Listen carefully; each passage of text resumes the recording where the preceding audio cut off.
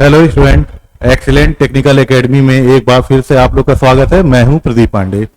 Student, जैसा कि आप लोगों को पता है कि हम इलेक्ट्रिकल इंजीनियरिंग में पहला सब्जेक्ट बेसिक इलेक्ट्रिकल इंजीनियरिंग के सब्जेक्ट को पढ़ रहे हैं ना। कुछ कंटेंट हमने पढ़ लिया है, उसकी बातें अभी हम स्टार्ट करते हैं अपने लेक्चर को। लेकिन उससे पहले कुछ बातें मैं आप लोगों से बताना चाह रहा हूँ। देखो स्टूडेंट, आप सभी को ये बात पता होगी, चाहे आप डिफरेंट टाइप के यूट्यूब चैनल्स के माध्यम से आपको पता चल रहा होगा कि इस बार कई वैकेंसीज जो अपकमिंग वैकेंसीज है, मतलब उनके आने की संभावना बहुत ज्यादा है। और ये कह सकते हैं हम कि ये जुलाई अगस्त सितंबर तक कई वैकेंसी, जैसे कि इंडियन ऑयल कॉर्पोरेशन लिमिटेड का आप देखिए शायद उसका नोटिफिकेशन आ ही गया है।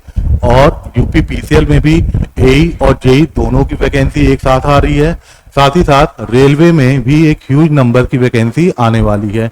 तो देखियो बेटा, मैं बस यही कहना चाह रहा हूं कि अगर आपने कभी सोचा था कि हाँ कभी मैं यूपी पीसीएल या यूपी आरबीएनएल या रेलवे में एक इंजीनियर की जॉब करूंगा, तभी आप इस पूरी बात को समझिएगा, ठीक है ना। तो देखो, नोटिफिकेशन, बहुत से स्टूडेंट ऐसे होते हैं कि जो नोटिफिकेशन आने के बाद अपनी प्रिपरेशन को चालू करते हैं। तो नोटिफिकेशन का आना और एग्जाम के फाइनल कंडक्ट होने में हार्डली 3 से 4-5 महीने में एग्जाम कंप्लीट हो जाते हैं।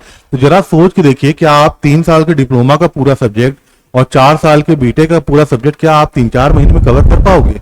ऐसा कभी नहीं होता है। तो इसलिए अगर आपको तैयारी करनी है, मतलब आपने कभी सोचा था कि नहीं मैं इस जगह जॉब करूंगा, इस जगह एज ए इंजीनियर काम करूंगा, तो देखो स्टूडेंट, आपको करना क्या है, नोटिफिकेशन आए चाहे ना आए, आपको अभी से ही लग जाना है। अगर आप चाहते हो कि रेलवे में हम इंजीनियर बने, तो अभी से मेहनत स्टार्ट करिए। आपको लगता है कि यूपी पीसीएल यूपी आरबीएनएल में मुझे इंजीनियर बनना है, तो आपको अभी से लगना पड़ेगा।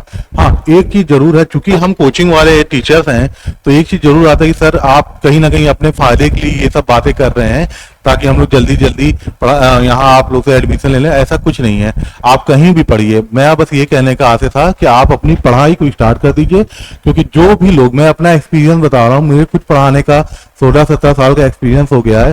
तो मैंने ये चीज देखा है कि जो स्टूडेंट नोटिफिकेशन के बाद अपनी पढ़ाई स्टार्ट करते हैं, उनका कोई भी, बहुत रेयर है कि उनका सिलेक्शन हो पाता है ना। तो आप अपनी पढ़ाई को स्टार्ट कर दीजिए, और वो कहीं ना कहीं आज का पढ़ा कल तो काम आता ही है, ये आप सभी को पता है। चलिए स्टूडेंट, और चीज बता दे, हमारी जो संस्थान है लखनऊ, ये एक्सीलेंट टेक्निकल एकेडमी लखनऊ, ये हमारी सेक्टर 8 में इंदिरा नगर में है। और हमारे यहाँ डेमो क्लास स्टार्ट हो चुके हैं 10 जुलाई से ही। अभी फिलहाल कई जैसे इलेक्ट्रिकल या इलेक्ट्रॉनिक्स ब्रांच में डिप्लोमा के स्टूडेंट का सेमेस्टर एग्जाम अभी कंप्लीट नहीं हुआ है, प्रैक्टिकल भी अभी बचा ही है। तो अभी फिर भी काफी बच्चे डेमो जिनको समय मिल रहा वो आना स्टार्ट कर चुके हैं। तो अगर आप भी जूनियर इंजीनियर्स की 1 ईयर की रेगुलर क्लास करना चाहते हैं, तो आप यहाँ आके उसकी डेमो कर सकते हैं, ठीक है ना। अब हम बात करते हैं सब्जेक्ट की। चलिए स्टूडेंट, सब्जेक्ट में आज हमें क्या पढ़ना है। आज का टॉपिक भी बहुत अच्छा टॉपिक है।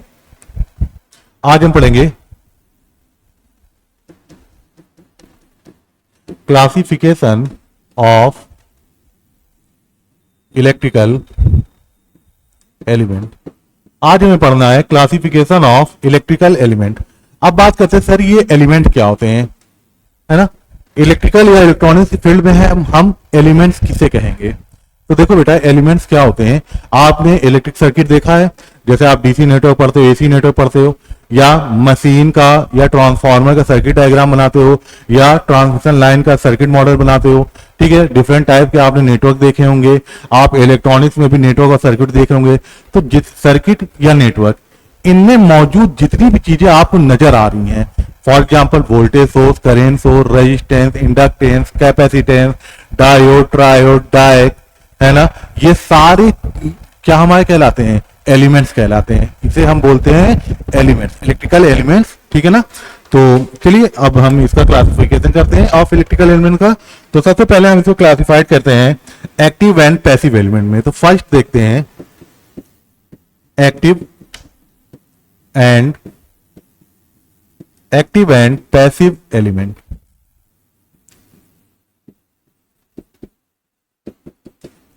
एक्टिव एंड पैसिव एलिमेंट, देखो अब बात करते हैं सर एक्टिव एलिमेंट किसे कहेंगे और पैसिव। तो पहले हम देखते हैं इसमें, फर्स्ट हम पहले पढ़ते हैं एक्टिव एलिमेंट के बारे में। एक्टिव एलिमेंट,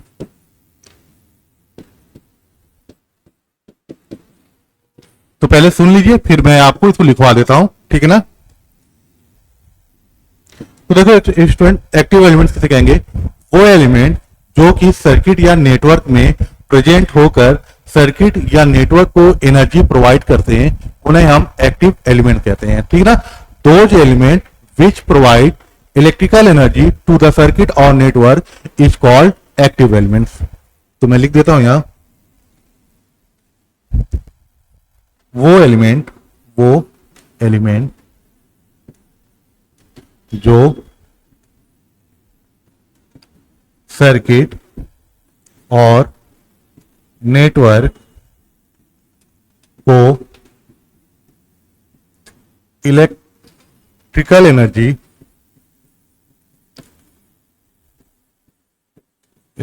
एनर्जी प्रोवाइड करते हैं,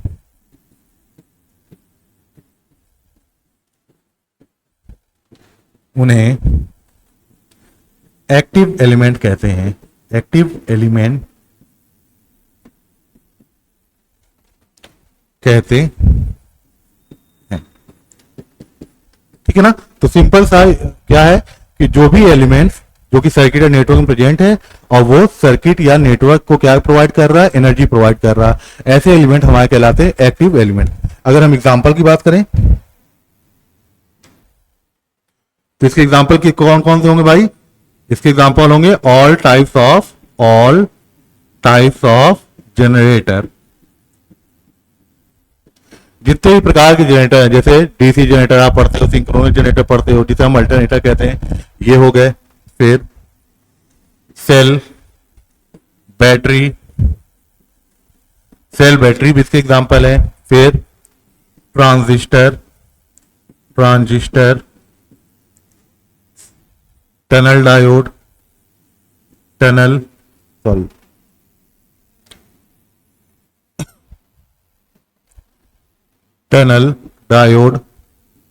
ETC एक्सेट्रा।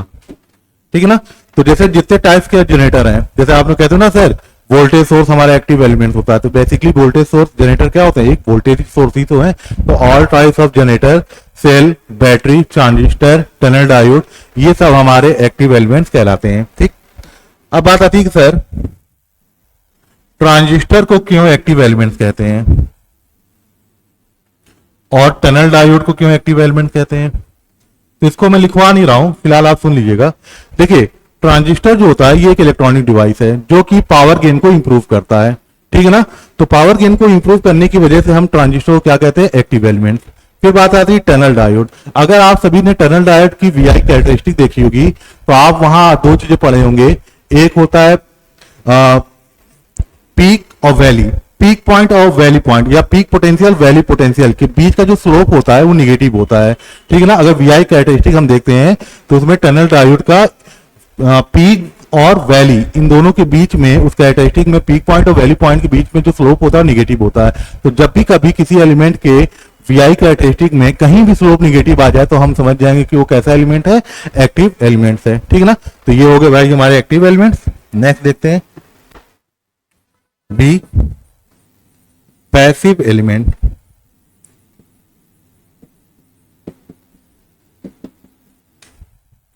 तो भाई पैसिव एलिमेंट्स किसे कहेंगे? Those elements which consume electrical energy और store energy is known as passive elements.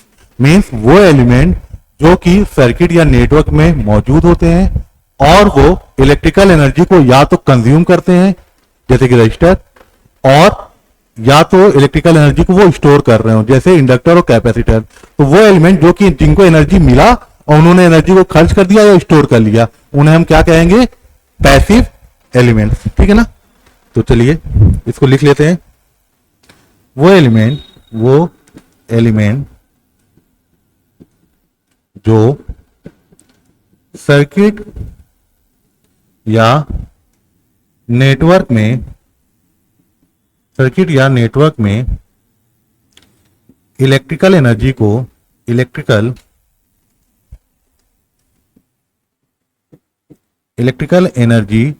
को कंज्यूम और स्टोर करते हैं, उन्हें पैसिव एलिमेंट कहते हैं, पैसिव एलिमेंट कहते, ठीक है ना भाई। तो सर्किट में डिफरेंट एलिमेंट्स को जो एलिमेंट्स एनर्जी प्रोवाइड कर रहे हैं एक्टिव एलिमेंट कहलाएगा, और एक्टिव एलिमेंट से जो एलिमेंट्स एनर्जी को लेकर या तो कंज्यूम कर लें या तो स्टोर कर लें, क्या कहलाएंगे, पैसिव एलिमेंट। तो इसके एग्जांपल देखें, तो पैसिव एलिमेंट्स के हमारे जो एग्जांपल हैं, देखिए एग्जांपल इसके थोड़े इंपॉर्टेंट है भाई, ध्यान रखिएगा। तो इसके एग्जांपल है जैसे register, inductor, capacitor, comma transformer,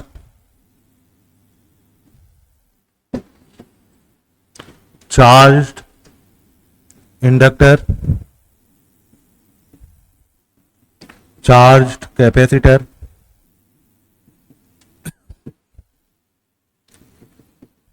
etc, ठीक है ना। ये सारे एग्जांपल हैं पैसिव एलिमेंट्स के। चलिए इन सभी जितने भी एग्जांपल आपको नजर आ रहे हैं, जितने मैंने लिखवाए, उनको एक एक बात, एक उनके बारे में मैं कुछ बातें बता दूं, ठीक है ना। उसको लिखवा नहीं रहा हूं, आप बस सुनते जाइए, आपका काम हो जाएगा। जैसे रजिस्टर क्या करता है भाई, रजिस्टर को एनर्जी मिलती है तो ये क्या करता है, हीट के फॉर्म में उसको खर्च कर देता है, कंज्यूम करता है, यानी कि रजिस्टर क्या करता है, एनर्जी को कंज्यूम करता है। इंडक्टर कैपेसिटर क्या करते हैं भाई, ये एनर्जी को स्टोर कर लेते हैं, ठीक है ना। तो जो एलिमेंट एनर्जी को या तो कंज्यूम करे या तो स्टोर करे, उन्हें क्या कहेंगे हम, पैसिव एलिमेंट। फिर आ जाइए ट्रांसफार्मर। देखो बेटा, बचपन से हमारे घरों में लाइट चली जाती थी तो पता चलता था कि ट्रांसफार्मर जो है वो खराब हो गया। तो तभी से हमारे दिमाग में एक चीज आती है, क्या लगता है कि ट्रांसफार्मर से ही इलेक्ट्रिसिटी आती है, यानी कि कहीं ना कहीं जो घर में बिजली आ रही है, मोटे तौर पे बोले, जो घर मोहल्लों में बिजली आ रही है वो ट्रांसफार्मर दे रहा है ना, यानी कि ट्रांसफार्मर इलेक्ट्रिकल एनर्जी को जनरेट कर रहा है। पर आप सभी लोग ने ट्रांसफार्मर डिटेल में पढ़ चुके हैं, वर्किंग सभी लोग पढ़े होंगे डिप्लोमा या बीटेक में, तो आपको ये बात पता होगी कि ट्रांसफार्मर जो होता है वो हमारा इलेक्ट्रिकल एनर्जी को जनरेट नहीं करता है। ट्रांसफार्मर को अगर हम इनपुट में सप्लाई नहीं देंगे तो हम उससे आउटपुट सप्लाई नहीं ले सकते हैं। अगर ट्रांसफार्मर को इलेक्ट्रिकल एनर्जी इनपुट साइड नहीं प्रोवाइड करेंगे तो आप ट्रांसफार्मर से इलेक्ट्रिकल एनर्जी आउटपुट नहीं ले सकते हैं। इसलिए यानी ट्रांसफार्मर इलेक्ट्रिकल एनर्जी को जनरेट नहीं करता है, ये सिर्फ प्राइमरी से सेकेंडरी सर्किट में इलेक्ट्रिकल एनर्जी को क्या करता है, ट्रांसफॉर्म करता है, ठीक है ना। तो ये एनर्जी जनरेट नहीं करता, सिर्फ एनर्जी को ट्रांसफर करता है, इसलिए ये हमारा पैसिव एलिमेंट हो गया। फिर बात आती है कि सर एक चीज बताइए, चाहे चार्ज इंडक्टर हो या हमारा चार्ज कैपेसिटर हो, हम इनसे तो एनर्जी ले सकते हैं ना। तो मैं कहूंगा हाँ, आप इनसे एनर्जी ले सकते हैं, पर इनसे जो मिलने वाली एनर्जी है वो कॉन्टिन्यू आपको नहीं मिलेगी, ठीक है ना। यानी कि इनसे जो मिलने वाली एनर्जी वो कांस्टेंट नहीं होगी, ना ही ये कॉन्टिन्यू होगी, ये एक ट्रांजिएंट टाइप की होगी। इसलिए हम चार्ज इंडक्टर और चार्ज कैपेसिटर को भी हम एक्टिव एलिमेंट कंसीडर नहीं करते हैं, इन्हें हम पैसिव एलिमेंट कहते हैं, ठीक है ना। मतलब लॉन्ग टाइम के लिए अगर हम चाहें तो आप लॉन्ग टाइम के लिए ना इंडक्टर से आप इलेक्ट्रिसिटी ले सकते हैं, मतलब एनर्जी ले सकते हैं, ना ही आप चार्ज कैपेसिटर से भी लॉन्ग टाइम के लिए इलेक्ट्रिकल एनर्जी ले सकते हैं, ठीक है ना। इसलिए तो मुझे लगा आपको समझ में आया होगा एक्टिव पैसिव। अगर मैं अब बात करता हूं, कुछ और बातें सुनिएगा। जैसे एग्जाम में क्या होता है बेटा, आपको ग्राफ दे दिए जाते हैं, कुछ कैरेक्टरिस्टिक, ग्राफ को ही बेटा हम कैरेक्टरिस्टिक बोल लीजिए, ग्राफ बोल लीजिए, ठीक है ना। तो उस आधार पे हमें समझना होता है कि एक्टिव और पैसिव कैसे बोलेंगे। तो देख लेते हैं, जैसे मान लो बच्चों, मान लीजिए कोई एलिमेंट है, ये कोई एलिमेंट है, नहीं पता ये कैसा एलिमेंट है, पर ये कोई एलिमेंट है इतना पता है। और हम कह रहे हैं कि इस एलिमेंट के क्रॉस जो वोल्टेज है, इस एलिमेंट के क्रॉस जो वोल्टेज है वो है बी, और इस एलिमेंट में जो इलेक्ट्रिक करंट फ्लो हो रही है वो हम कह ले रहे हैं क्या है, आई। अब बी और आई के बीच में हम जो ग्राफ बनाते हैं वो हमारा कहलाता है बी आई कैरेक्टरिस्टिक। क्या बोलते हैं बेटा, बी आई कैरेक्टरिस्टिक्स। वोल्टेज और करंट के बीच बनने वाले ग्राफ को हम बोलते हैं वी आई कैरेक्टरिस्टिक। अब देखते हैं जरा एक्टिव एलिमेंट के बारे में।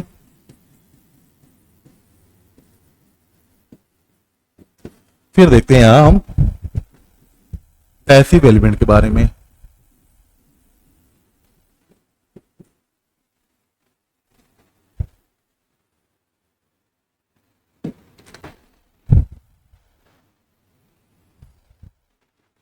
देखो स्टूडेंट, अगर आप वी आई कैरेक्टरिस्टिक्स एक्टिव, मान लीजिए ये एक्टिव एलिमेंट्स है जैसे सेल, बैटरी या जनरेटर है, ठीक। तो हम देखते हैं कि सेल, बैटरी या जनरेटर या किसी भी एक्टिव एलिमेंट्स में जैसे जैसे करंट की वैल्यू बढ़ती है वैसे वैसे उस एलिमेंट के अक्रॉस वोल्टेज क्या होने लगता है, घटने लगता है, डिक्रीज होने लगता है। वी क्या है यहां पास, वी है वोल्टेज अक्रॉस एलिमेंट।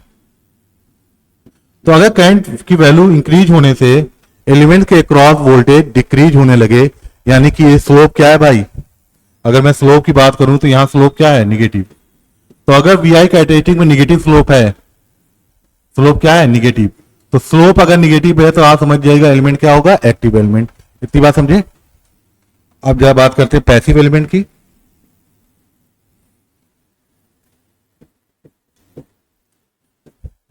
अब देखिए मान लीजिए एलिमेंट अगर पैसिव हो, फॉर एग्जांपल मान ले तो रजिस्टर है, तो रजिस्टर में जितनी करंट की वैल्यू बढ़ेगी उतना रजिस्टर के क्रॉस वोल्टेज भी बढ़ता है। तो अगर हम देखेंगे कि किसी एलिमेंट में जैसे जैसे करंट बढ़ाएंगे वोल्टेज भी करंट के साथ साथ बढ़ रहा हो, चाहे कर्व बनाए चाहे स्ट्रेट लाइन हो, उससे फर्क नहीं पड़ता है। बस इतना देखना है कि हाँ भाई जो स्लोप है, कैरेक्टरिस्टिक का जो स्लोप है, अगर ये स्लोप हमारा पॉजिटिव है, जो ढाल है अगर ये पॉजिटिव है वी आई कैरेक्टरिस्टिक में, तो हम समझेंगे कि वो जो एलिमेंट है वो कैसा एलिमेंट होगा, पैसिव एलिमेंट। क्लियर बात।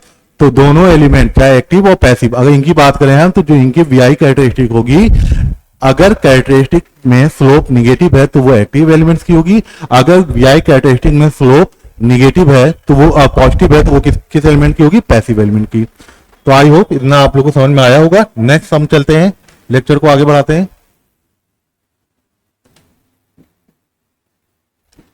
अब बात करते हैं second, linear and non linear, linear and non linear element.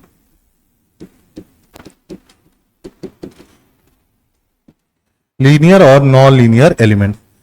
तो लीनियर और एंड नॉन लीनियर एलिमेंट्स को समझने के लिए आपको कुछ बातें पहले और जाननी पड़ेंगी। तो पहले मैं आपको सुपरपोजिशन प्रिंसिपल के बारे में बता देता हूं, ठीक। उसके बाद मैं एक एक करके पहले देखूंगा लीनियर एलिमेंट्स किसे कहेंगे, फिर देखेंगे नॉन लीनियर एलिमेंट्स किसे कहेंगे, ठीक है ना। चलो पहले हम देखते हैं कि what is superposition principle. Super position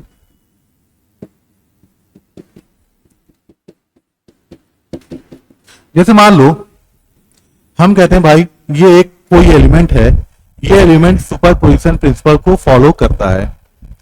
इसका मतलब वो एलिमेंट, दो ऐसे प्रिंसिपल हैं, मैं अभी लिखवाता हूं, एक है होमोजेनिटी और एक है एडिटिव प्रिंसिपल। तो अगर कोई एलिमेंट होमोजेनिटी प्रिंसिपल और एडिटिव प्रिंसिपल को फॉलो करेगा तो हम कहेंगे वो एलिमेंट किसको फॉलो करेगा, सुपरपोजिशन प्रिंसिपल को। अगर ऐसा नहीं है तो हम कहेंगे कि नहीं भाई ये सुपरपोजिशन प्रिंसिपल को फॉलो नहीं कर रहा है। तो सुपरपोजिशन प्रिंसिपल में ही दो चीजें हम देखते हैं, पहला होमोजेनिटी प्रिंसिपल, ये क्या होता है भाई, फिर देखेंगे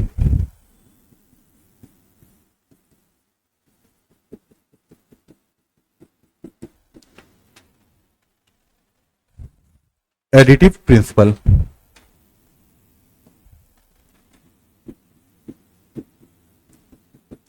चलो एक एक करके देखते हैं। पहले हम समझते हैं भाई होमोजेनिटी क्या होता है, फिर देखेंगे एडिटिविटी क्या होता है, और इन दोनों के आधार पे हम देखेंगे कि हमारा सुपरपोजिशन प्रिंसिपल क्या कहलाएगा, ठीक है ना। तो चलो देखो बेटा होमोजेनिटी में क्या है। मान लेते हैं ये हमारे पास एक कोई एलिमेंट है, ये कोई हमारे पास एलिमेंट है,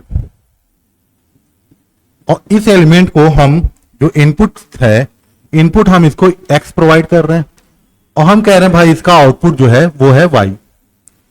अब सेम एलिमेंट में ही, सेम एलिमेंट को ही अगर हम इनपुट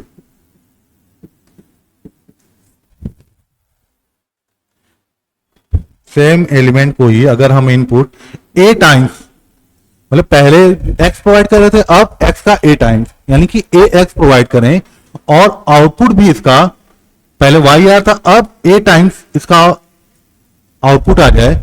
मतलब अगर पहले एक्स प्रोवाइड कर रहे हैं इनपुट तो आउटपुट क्या आ रहा है हमारा वाई, अगर हम ए टाइम्स इनपुट प्रोवाइड करें और आउटपुट भी हमारा ए टाइम्स हो जाए, मींस ये जो एलिमेंट है ये किस प्रिंसिपल को फॉलो कर रहा है, होमोजेनिटी। क्लियर बात। जैसे मान लो आपको एलिमेंट है, उसके क्रॉस वोल्टेज है कुछ, कोई मान लो 10 वोल्ट है और उसमें करंट हम कह रहे 2 एम्पियर जा रही है। अगर आपने वोल्टेज को डबल किया, वोल्टेज जैसा कि इनपुट उसके लिए वोल्टेज डबल किया 20 कर दिया, और करंट जैसा कि उसमें आउटपुट है, तो अगर करंट 4 एम्पियर हो जा रही है, इसका मतलब हम समझ जाएंगे कि वो किसको फॉलो कर रहा है, होमोजेनिटी को। चलिए अब बात करते हैं नेक्स्ट, एडिटिव प्रिंसिपल क्या है इसका समझिए। मान लीजिए एक एलिमेंट है, जब हम इस एलिमेंट को इनपुट x1 प्रोवाइड कर रहे हैं सॉरी, तो इस एलिमेंट से हमें आउटपुट y1 मिल रहा। जब इसी एलिमेंट को हम इनपुट चेंज करके x2 प्रोवाइड किए तो उसके रिस्पेक्ट में जो आउटपुट है वो हमें y2 प्रोवाइड हो रहा। अब मान लीजिए हमने क्या किया, सेम एलिमेंट में इन दोनों इनपुट को एक साथ प्रोवाइड किया, मींस हम इसको एक साथ x1 प्लस x2 प्रोवाइड कर रहे हैं और इसका जो आउटपुट है वो y1 प्लस y2 आ जाए। फिर समझिएगा अभी क्या है बेटा, एलिमेंट को पहले हमने x1 इनपुट दिया, आउटपुट क्या आया हमारा y1। ठीक है, दिख रहा कि नहीं है, थोड़ा सा मेरे ख्याल से बोर्ड में नजर नहीं आ रहा, मैं थोड़ा सा फिर से मिटा के इधर बना दूं, एक मिनट बच्चों। हाँ अब ठीक है, अब दिख रहा होगा। देखो अगर हम इस एलिमेंट को इनपुट x1 दिए, आउटपुट हमें y1 मिला, फिर हमने इनपुट चेंज कर दिया, अब हम इसको x2 इनपुट दे रहे हैं तो हमें आउटपुट क्या मिल रहा है y2। अब हमने क्या किया भाई, दोनों ही इनपुट को जो हम ऐड करके प्रोवाइड किए, मतलब उस एलिमेंट को पहले के दोनों इनपुट को जोड़ दिया और फिर उस एलिमेंट में प्रोवाइड किए, तो आउटपुट भी अगर ऐड हो जा रहा, मतलब इनपुट के रिस्पेक्ट में रिस्पेक्टिव आउटपुट भी अगर ऐड हो जा रहे हैं, तो हम कहेंगे ये हमारा कौन सा प्रिंसिपल फॉलो कर रहा है भाई, एलिमेंट एडिटिव प्रिंसिपल को फॉलो कर रहा है। तो अब बात ध्यान सुनिएगा स्टूडेंट, अगर कोई ऐसा एलिमेंट है जो कि होमोजेनिटी और एडिटिव दोनों ही प्रिंसिपल को फॉलो करे, तब हम कहेंगे कि वो एलिमेंट हमारा कौन से प्रिंसिपल को फॉलो करेगा, सुपरपोजिशन प्रिंसिपल को फॉलो करेगा। अगर इनमें से कोई एक भी प्रिंसिपल नहीं फॉलो कर रहा है, जैसे मान लीजिए एक एलिमेंट है जो होमोजेनिटी तो फॉलो कर रहा पर एडिटिव नहीं फॉलो कर रहा, फिर एक और एलिमेंट है जो एडिटिव तो फॉलो कर रहा पर होमोजेनिटी नहीं फॉलो कर रहा है, तो ऐसे एलिमेंट्स को हम कहेंगे भैया ये हमारे सुपरपोजिशन प्रिंसिपल को फॉलो नहीं कर रहे हैं। तो सुपरपोजिशन प्रिंसिपल को फॉलो करने का एक ही कंडीशन है कि वो एलिमेंट होमोजेनिटी और एडिटिव दोनों प्रिंसिपल को फॉलो करें। इतनी बात तो क्लियर होगी ना। चलो तो ये मैं कुछ मतलब आपको लीनियर नॉन लीनियर, तो पहले ये दो कॉन्सेप्ट आपको देना चाह रहा था, मुझे लगा मैं समझ रहा हूं कि आप समझ गए होंगे सुपरपोजिशन और होमोजेनिटी एडिटिविटी को। चलिए अब उनमें से मैं बात करता हूं, पहला हमारी पहली हेडिंग क्या थी भाई, लीनियर एलिमेंट। लीनियर एलिमेंट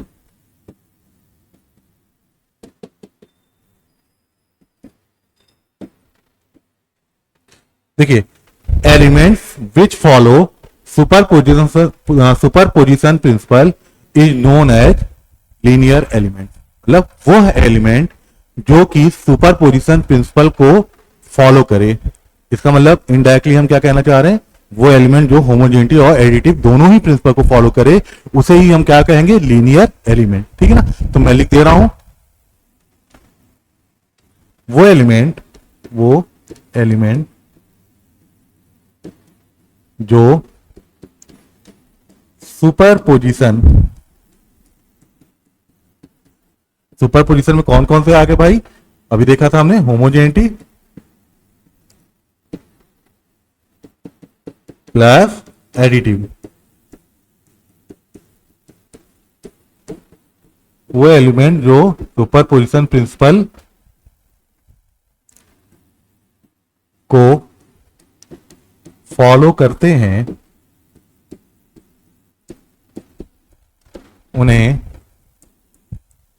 अच्छा ऑफलाइन क्लास में जो नोट्स होते हैं ना वो हम आपको इंग्लिश हिंदी दोनों में ही प्रोवाइड करते हैं, तो इसलिए लैंग्वेज से परेशान मत होइएगा। प्रिंसिपल को फॉलो करते हैं उन्हें क्या बोलेंगे भाई हम, लीनियर एलिमेंट कहते,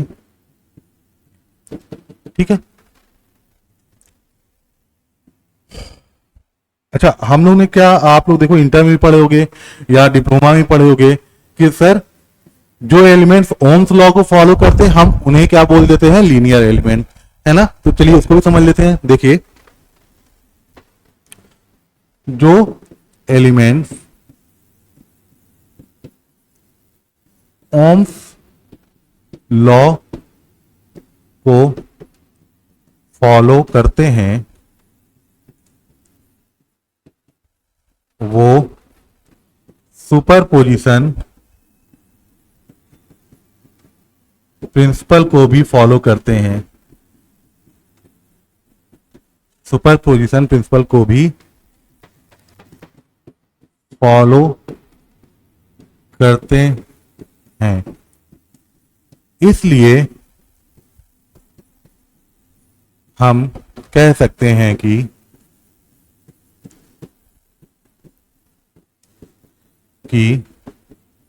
linear element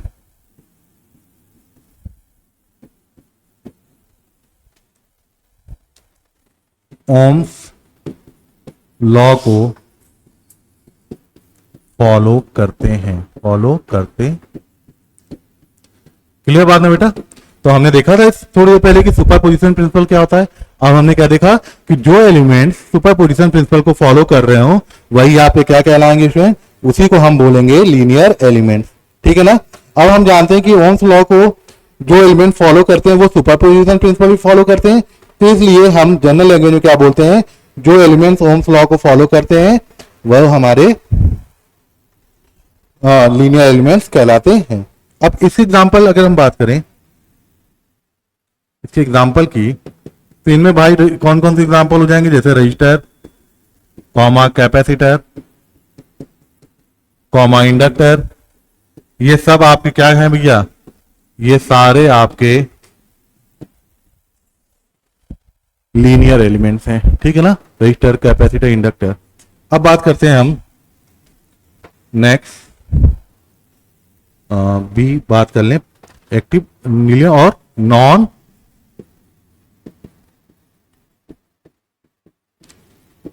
linear and non linear elements में अब देखेंगे हम नॉन लीनियर एलिमेंट।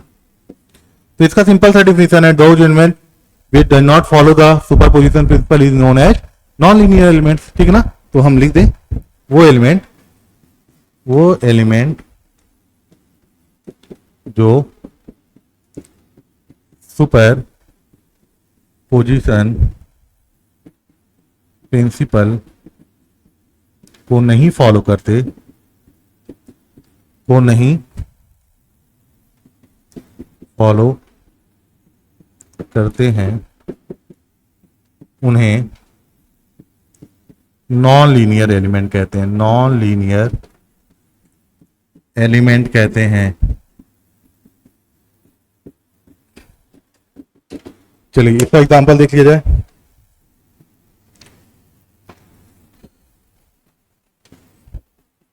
इसका एग्जांपल जैसे चार्ज इंडक्टर, चार्ज कैपेसिटर। एक ही ध्यान रखिए बेटा, अनचार्ज इंडक्टर और अनचार्ज कैपेसिटर किसके एग्जांपल होते हैं, लीनियर के, ठीक है ना। लेकिन अगर वही एलिमेंट्स हमारे इंडक्टर और कैपेसिटर अगर हमारे चार्ज हो गए हैं, चार्ज अप हैं, तो वो हमारे कहलाएंगे नॉन लीनियर एलिमेंट्स, ये ध्यान रखिएगा भाई। फिर ट्रायक, जितने भी इलेक्ट्रॉनिक्स एलिमेंट है, मैक्सिमम डायक, डायोड, एससीआर, ये सब हमारे क्या है, नॉन लीनियर एलिमेंट। तो इसमें ध्यान रखिएगा, यही बात मैं बताने जा रहा हूं क्या, कि अगर हमारे कैपेसिटर और इंडक्टर चार्ज नहीं है तब वो कैसा बिहेव करेंगे, लीनियर एलिमेंट की तरह। लेकिन वही अगर चार्ज हो चुके हैं तो वो कैसा बिहेव करेंगे, नॉन लीनियर की तरह। तो यहां ये 2 पॉइंट पकड़िएगा भाई। बाकी डायोड, ट्रायक, डायक, एससीआर, मैक्सिमम जो इलेक्ट्रॉनिक्स के एलिमेंट्स है वो सारे क्या होते हैं, नॉन लीनियर। तो मेरे ख्याल से आप सभी लोगों को समझ में आया कि लीनियर और नॉन लीनियर क्या होता है। अब जरा वीआई कैरेक्टरिस्टिक से देख लिया जाए। चलो भाई वीआई कैरेक्टरिस्टिक देखते हैं। और ऊपर नहीं हो क्या? ठीक है, क्योंकि एग्जाम में तो मैक्सिमम आपको कैरेक्टरिस्टिक ही गिवन रहती है, तो इसलिए हम उससे जरूर देखते हैं। तो वी आई कैरेक्टरिस्टिक्स,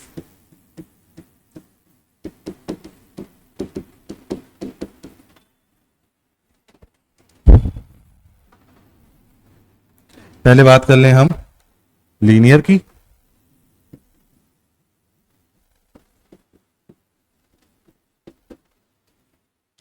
फिर बात करते हैं हम नॉन लीनियर की।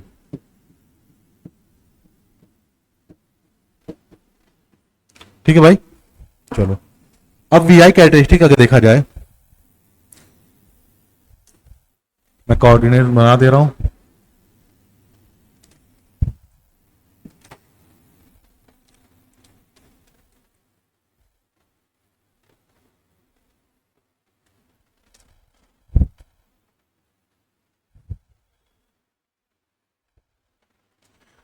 देखिए, चाहे लीनियर एलिमेंट्स हो या नॉन लीनियर एलिमेंट्स हो, जो आपका ग्राफ है, जो ग्राफ है, ग्राफ पासिंग थ्रू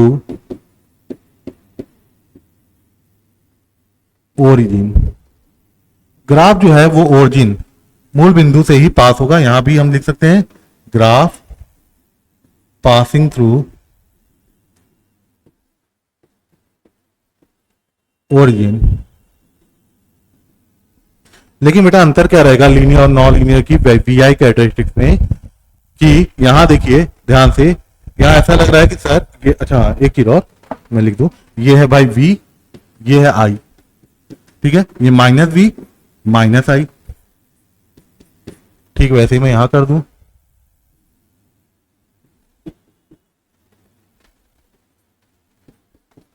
देखिए इस ग्राफ में क्या आपको दिख रहा है कि यहां पास जो स्लोप है, अगर कैरेक्टरिस्टिक का स्लोप, यहां देखिए स्लोप क्या है, यूनिफॉर्म है, एक जैसा स्लोप है, और यहां स्लोप देखिए, यहां स्लोप बहुत कम है, फिर बहुत ज्यादा हो गया, फिर धीरे धीरे डिक्रीज हो रहा है, तो यहां स्लोप क्या हो रहा, वेरी कर रहा, तो यहां स्लोप क्या भाई, यहां स्लोप कांस्टेंट है। और यहां अगर स्लोप की बात करें तो इसका स्लोप कैसा है भाई, इसका जो स्लोप है वो नॉन यूनिफॉर्म है, नॉन यूनिफॉर्म है, और उसका कैसा है, यूनिफॉर्म। तो अगर वही चीज मैं बताना चाह रहा था, सेकेंड पॉइंट, अगर जो स्लोप है वी आई कैरेक्टरिस्टिक का, अगर वो यूनिफॉर्म है, एक ही जैसा हर जगह यूनिफॉर्म है, तो समझ जाएगा लीनियर एलिमेंट्स का है वो। और अगर स्लोप नॉन यूनिफॉर्म है तो आप समझ जाएगा वो किस एलिमेंट्स का वी आई कैरेक्टरिस्टिक्स है, नॉन लीनियर का। तो इस तरह से आप, हमने देखा डिफिनेशन से कैसे हम लीनियर और नॉन लीनियर समझते हैं, फिर उसके बाद देखा हमने भाई वी आई कैरेक्टरिस्टिक से कैसे पहचानेंगे कि ये वी आई कैरेक्टरिस्टिक किस एलिमेंट की है। मेरे ख्याल से आप लोग को इतना समझ में आया होगा। चलो आगे बात करते हैं।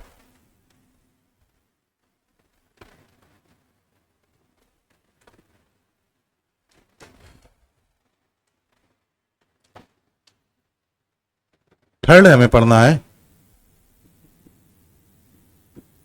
Unilateral and bilateral element. एक एक करके देखते हैं हम इसमें। सबसे पहले हम देखेंगे यूनिलेटरल एलिमेंट्स को, ठीक है ना। तो फर्स्ट हेडिंग हम लिखें ए यूनिलेटरल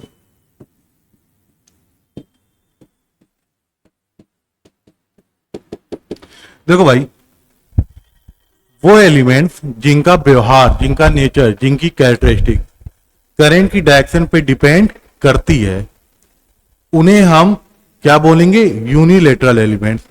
कहने का मतलब अगर हम करंट की डायरेक्शन चेंज कर दें, ठीक है ना, और उसकी कैरेक्टरिस्टिक चेंज हो जा रही है, करंट की डायरेक्शन चेंज करने पे कैरेक्टरिस्टिक चेंज हो जा रही है, तो कैसा एलिमेंट कहलाएगा भाई, यूनिलेटरल, ठीक है ना। और अगर करंट की डायरेक्शन चेंज करने से कैरेक्टरिस्टिक नहीं चेंज हो रही तो क्या कहलाएगा हमारा, बाइलेटरल, ठीक है ना। तो those element which characteristic change by changing the direction of current is known as unilateral, and those element which characteristic does not change by changing the direction of current is known as bilateral element। तो एक एक करके देखते हैं हम। इसको लिख सकते हैं जिन, ऐसे लिखते हैं वो एलिमेंट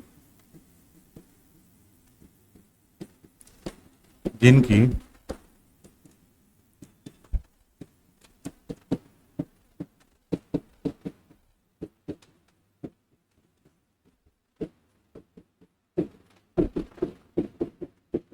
करंट की डायरेक्शन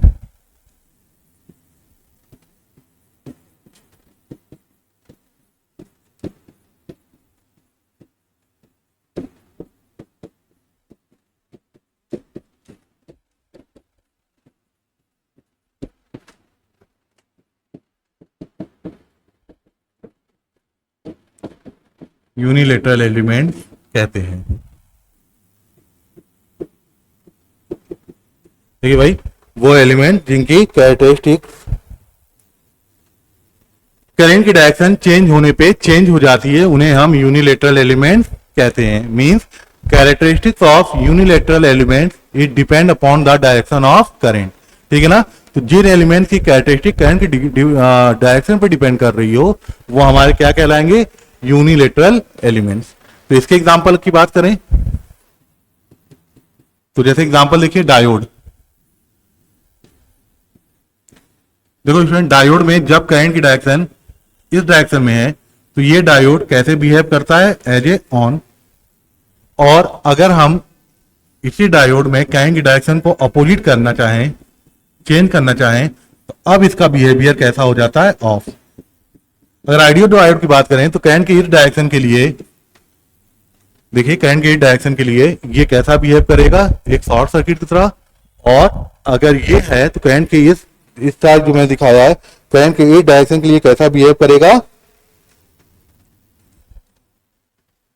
एक ओपन सर्किट की तरह। ठीक है ना, तो करंट की डायरेक्शन चेंज होने से कहां शॉर्ट सर्किट की तरह बिहेव कर रहा है, करंट की डायरेक्शन चेंज कर दी तो कैसा बिहेव कर रहा है, एक ओपन सर्किट की तरह। तो हम समझ जाएंगे भाई कि वो एलिमेंट जिनकी डायरेक्शन क्या होती है, जिनका बिहेवियर या कैरेक्टरिस्टिक करंट की डायरेक्शन चेंज होने पे चेंज हो जाए, उन्हें हम कहते हैं यूनिलेटरल एलिमेंट्स। अब इसी तरह जल्दी देख लेते हैं बाइलेटरल एलिमेंट्स को।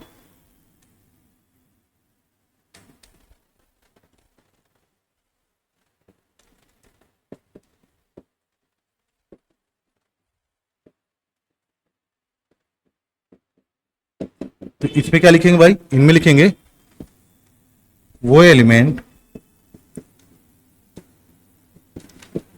जिनकी कैरेक्टरिस्टिक्स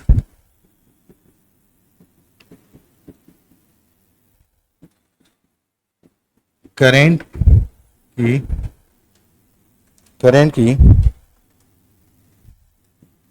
डायरेक्शन चेंज होने पर ना चेंज हो,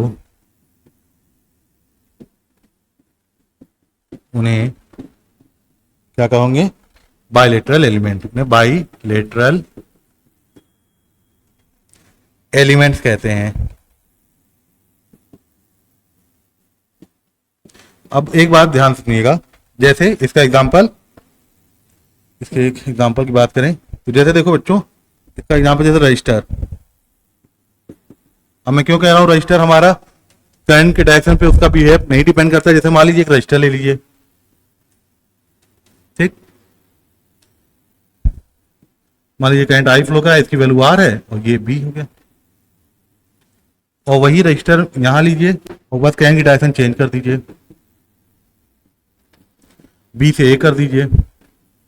अब यहां देखिए, इस केस में ये रजिस्टर जितना हीट लॉस करेगा कितना करेगा, आई स्क्वायर आर। और इस केस में भी ये रजिस्टर कितना हीट लॉस करेगा, आई स्क्वायर आर। यानी कि करंट की डायरेक्शन चेंज होने से भी रजिस्टर का बिहेवियर जो है, जो नेचर है, कैरेक्टरिस्टिक है, वो चेंज नहीं हो रहा है। इसलिए हम रजिस्टर को क्या कहते हैं, बाइलेटरल, और डायोड को क्या बोलेंगे, यूनिलेटरल। देखो बाई याद करने का तरीका, बाई मतलब होता है दो। तो ऐसे एलिमेंट जिसमें इधर से करंट भेजो चाहे इधर से, यानी कि चाहे दोनों डायरेक्शन का यूज करो, चाहे इस डायरेक्शन का यूज करो चाहे इस डायरेक्शन का यूज करो, और उसकी कैरेक्टरिस्टिक ना बदले, समझ जाना, बाइलेटरल। और ऐसा एलिमेंट जिसकी कैरेक्टरिस्टिक चेंज हो जाए वो कहलाता है हमारा यूनिलेटरल एलिमेंट। ठीक है ना, चलिए और इसके एग्जांपल थोड़ा देखते हैं।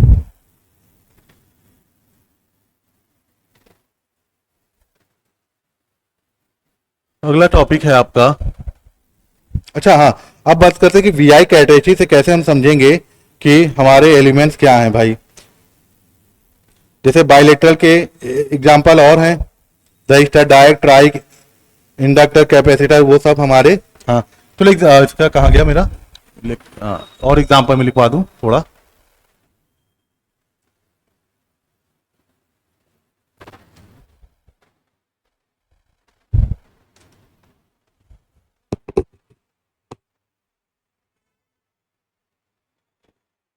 चलिए, हाँ एग्जाम्पल की बात कर रहे थे, तो इसके एग्जाम्पल जैसे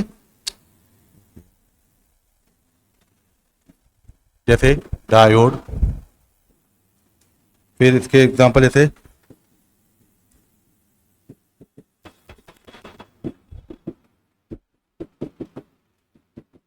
ऑपरेशनल एम्पलीफायर, फिर कह सकते हैं ट्रांजिस्टर, ईटीसी। ठीक है ना, ये इसके एग्जाम्पल हुए। और इसके एग्जाम्पल भाई, इसके एग्जाम्पल रजिस्टर, इंडक्टर,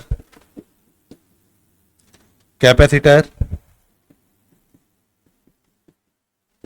डायक, ट्रायक, ईटीसी। तो इनके एग्जाम्पल बहुत इंपॉर्टेंट होते हैं, एक बात ध्यान रखिएगा आप लोग। ठीक है ना, चलो अब देखते हैं कि वीआई कैरेक्टरिस्टिक से हम कैसे पहचानेंगे कि हमारा एलिमेंट क्या कहते हैं, यूनिलेटरल है या बाइलेटरल है। फिर इसके बाद मैं आप लोग को कुछ क्वेश्चन करा दूंगा। वी आई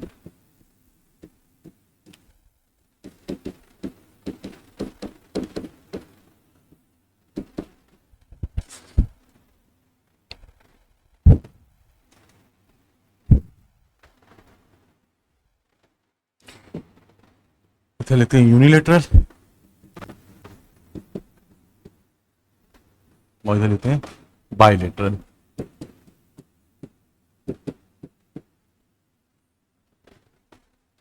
यूनिलेटरल और बाइलेटरल, ठीक है ना।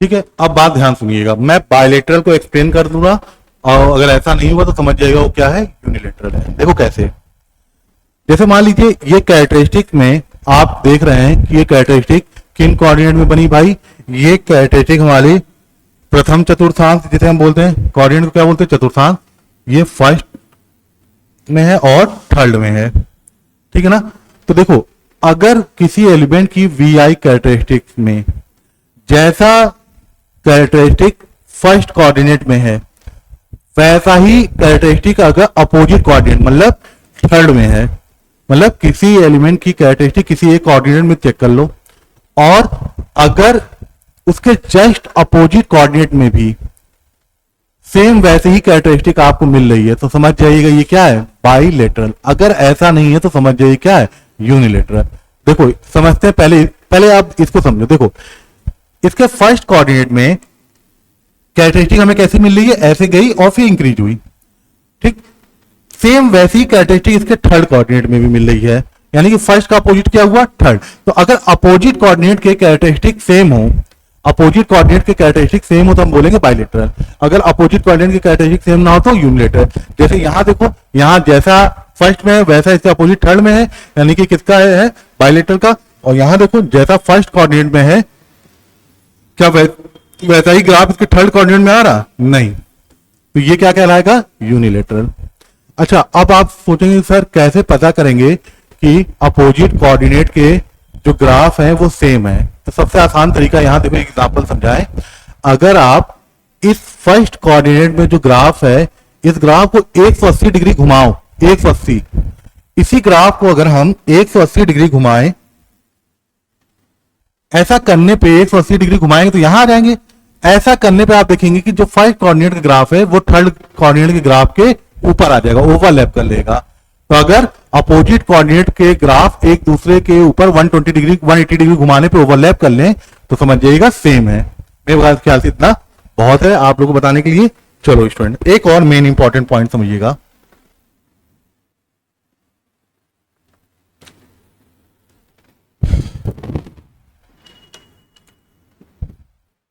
सभी लीनियर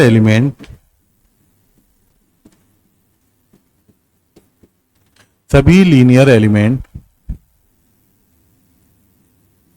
बाई लेटरल होते हैं, लेकिन सभी बाइलेटरल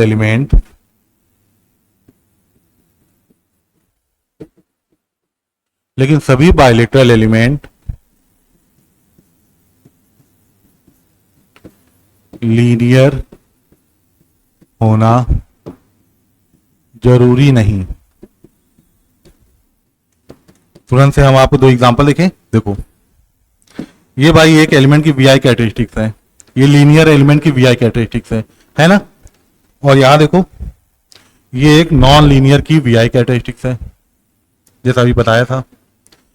लीनियर क्यों है? स्लोप कांस्टेंट है। नॉन लीनियर क्यों है? स्लोप अलग अलग है, वेरी कर रहा है। तो यानी कि अभी पहले पढ़ चुके हैं, ये लीनियर है, ये नॉन लीनियर है। अब क्या देखो, हमने क्या लिखाया कि जो हमारे लीनियर एलिमेंट्स होते हैं वो बाइलेटरल होते हैं।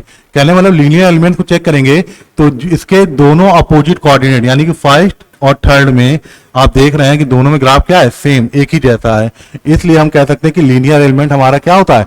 बाइलेटरल होता ही है। लेकिन सभी बाइलेटरल लीनियर नहीं हो सकते। जैसे ये देखो, ये अभी देखा हमने थोड़ी पहले, ये है तो बाइलेटरल, लेकिन स्लोप चेंज होने की वजह से ये क्या है? Non linear. ठीक है ना। तो मेरे ख्याल समझ गए होंगे आप लोग।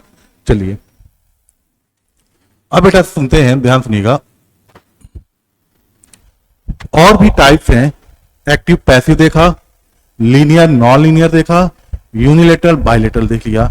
दो और है, उनकी डिस्कस हम इस 2-3 न्यूमेरिकल कराने के बाद करेंगे। जो दो और बचे हैं, जैसे टाइम वेरिएंट और टाइम इनवेरिएंट एलिमेंट। तो जो एलिमेंट की कैरेक्टरिस्टिक समय के साथ साथ बदले, जैसे कि AC voltage source, AC current source, है ना, उन्हें हम बोलते हैं टाइम वेरिएंट। और जिनकी कैरेक्टरिस्टिक टाइम के साथ नहीं चेंज हो, जैसे DC voltage source, DC current source, उन्हें हम बोलेंगे टाइम इनवेरिएंट। तो टाइम वेरिएंट, टाइम इनवेरिएंट बहुत आसान है। ऐसे लम्प्ड और डिस्ट्रीब्यूटेड नेटवर्क आपको एलिमेंट में पढ़ाने। चलिए उससे पहले हम कुछ न्यूमेरिकल कर लें, ठीक है ना। मैं 4 न्यूमेरिकल आप लोग को दे रहा हूं, चारों की प्रैक्टिस करते हैं और आगे हम लोग जब क्वेश्चन करेंगे तो जाहिर सी बात है और भी प्रैक्टिस हम करेंगे ही। फिलहाल हम 4 आपको एग्जाम्पल दे रहे हैं जो आपके जेई एग्जाम में, एई एग्जाम में पूछे जाते हैं, ठीक है ना।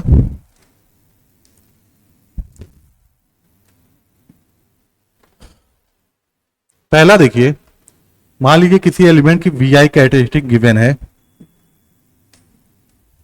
ऐसी,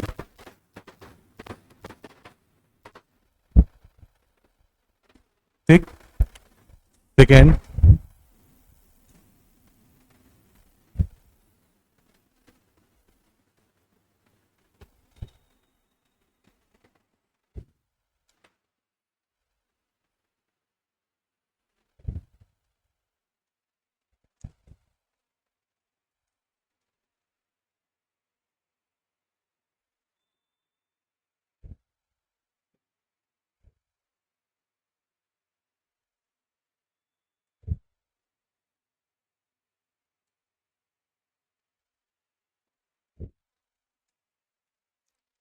थर्ड ये एग्जाम्पल है और फोर्थ ये।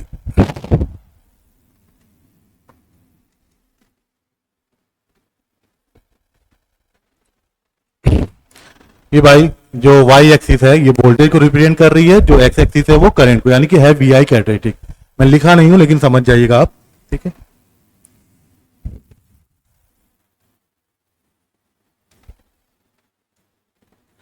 अभी एक दो और आप लोग को एग्जाम कराऊंगा। अभी फिलहाल चलिए, अब आपको पहला काम हम देखते हैं इन सभी ग्राफ में थोड़ा सा ऊपर कट रहा है क्या? हाँ थोड़ा सा। इन सभी में, सभी वीआई कैरेक्टरिस्टिक्स में हमें क्या करना है, पहले ध्यान सुनिएगा। हम पहले चेक करेंगे लीनियर, नॉन लीनियर को चेक करेंगे, फिर चेक करेंगे, नहीं पहले हम लोग क्या पढ़ा, एक्टिव पैसिव चेक कर लेंगे, फिर नॉन लीनियर लीनियर चेक करेंगे, फिर बायलेटरल और यूनिलेटरल चेक करेंगे, ठीक है ना, एक सीक्वेंस में। तो पहला एग्जांपल देखिए, फर्स्ट एग्जांपल ये है भाई। चलो बच्चों आप सभी लोग मेरे साथ ही मेहनत करिए। जैसे पहले में अगर मैं आपसे कहूं कि जरा बताओ ये एक्टिव है या पैसिव है, एक चीज ध्यान रखिएगा, अगर कैरेक्टरिस्टिक्स में कहीं भी स्लोप निगेटिव आ जाए, भले जरा सा ही हिस्से में स्लोप निगेटिव हो जाए, तब वो क्या कहलाएगा, हमारा एक्टिव एलिमेंट। अगर स्लोप कांस्टेंट है या स्लोप जीरो है या कांस्टेंट है या स्लोप बढ़ रहा है या घट रहा है, सॉरी बढ़ रहा हो, स्लोप कांस्टेंट हो, फ्लैट हो और इंक्रीज कर रहा हो, तो वो पैसिव होगा। और अगर स्लोप डिक्रीज कर रहा है, निगेटिव स्लोप है, तो ही वो एक्टिव होगा। तो जरा देखो यहां पास इसकी कैरेक्टरिस्टिक में, इसकी पहले स्लोप क्या है, फ्लैट है, जीरो है, फिर स्लोप बढ़ रहा। क्या कहीं भी हमें ऐसा लगा कि स्लोप निगेटिव है? आंसर है नहीं। अगर ऐसा है तो ये हमारा क्या होगा भाई, पैसिव एलिमेंट। बोलो बच्चों इतनी बात समझे। अब इसमें देखो, अगर बात करें स्लोप, देखो यहां जीरो, फिर इंक्रीज कर रहा, फिर देखो जीरो, और फिर स्लोप देखिए कैसा है, फिर फ्लैट हो गया। भाई स्लोप क्या दिख रहा आपने, जीरो, फिर एक कांस्टेंट रेट पे स्लोप दिखा, फिर फ्लैट हो गया। कहीं भी आपको ऐसा लगा कि निगेटिव स्लोप आ रहा है? नहीं। तो ये भी किसका एग्जांपल है भाई, ये भी हमारा पैसिव का। इसमें देखो, इनमें भी हमें कहीं निगेटिव स्लोप नहीं नजर आ रहा। कहीं नजर आ रहा क्या? कुछ कहेंगे सर ये तो निगेटिव, अरे नहीं भैया, स्लोप आप लोग अगर जानते होंगे तो हमें लेफ्ट से राइट बढ़िए, क्या कहीं ग्राफ ढलता गिरता हुआ दिख रहा क्या? नहीं।